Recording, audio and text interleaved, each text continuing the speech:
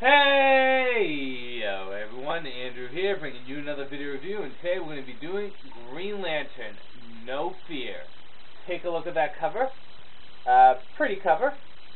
Now, No Fear is the first story arc after the Rebirth saga, which reintroduced Hal Jordan as a Green Lantern to the DC Universe. Now, even though Hal Jordan's brought back to life and given his power ring and turned back into the Green Lantern, he's really brought into this world that's changed so much since he's left. The DC Universe is not the same of what it was way back in the day when he was still running around as Green Lantern. So it's No Fear's job to reintroduce Hal Jordan to the DC Universe, reintroduce him to the new readers. It touches upon a lot of older issues that need to be addressed, but also touches upon some newer issues. You know, Hal Jordan's not the same person he was back in the day. I don't want to say he's a darker character, and he's more or less a battle-worn character. You know, he understands his past, and he understands the mistakes he's did, and he's just trying to make up for them. Now, this deals with his family a lot, and it touches upon his mother, and how she's upset with him becoming a pilot. It touches upon his father, obviously a big, big influence in Hal Jordan's life. And it touches a little bit on his brothers, mostly his younger brother, seeing he's the only one still alive in the family. This also touches upon some of Hal Jordan's rogue galleys. You got, well, Black Hand returns, and poor Black Hand, every time he shows up, he always gets his hand cut off. And other appearances like the Manhunters. If you don't know who the Manhunters are, they are the creatures created by the Guardians that were used before the Green Lanterns. But because they had no emotions, they were uncontrollable, and they were taken care of. The story also sets up for the next Green Lantern story, which is Revenge of the Green Lanterns, which I will review next. The art in it was very nice. I liked the art. It had kind of an old school like touch in some of the flashback scenes. Only the last chapter's art was kind of blah.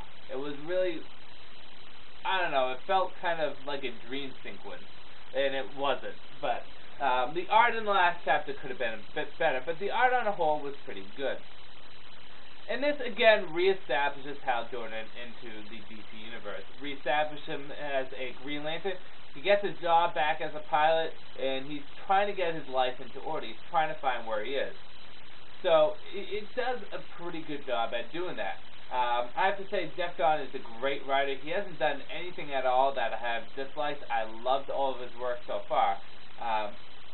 So, with that said, let's get on to the good, the bad, and whether or not you should get it. Good is it does reestablish Hal Jordan in the DC Universe. That's kind of the big question. Does it work? Yes, this is great for new readers who haven't quite got a feel of Hal Jordan yet, what he's like and what he's been through in his life.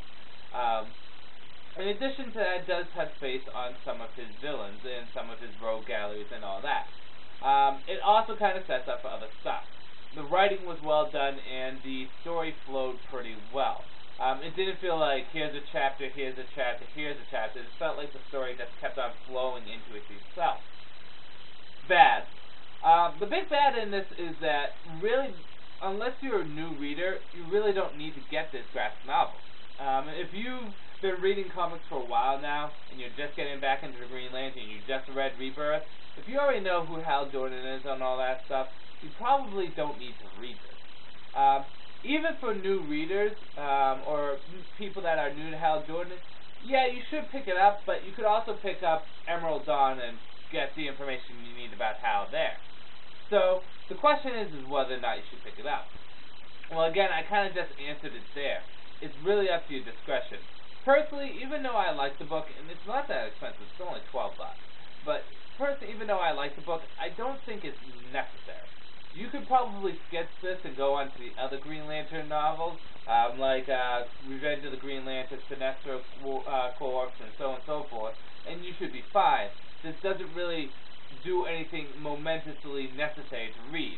However, if you're a new reader and you do want to kind of get a feel of Hal Jordan, you kind of want to get a feel of who he is, then you probably should pick this up.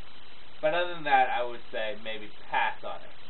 But yes, with that said, Green Lantern No Fear, decent graphic novel. Gonna end the review here. This is Andrew saying peace out for now.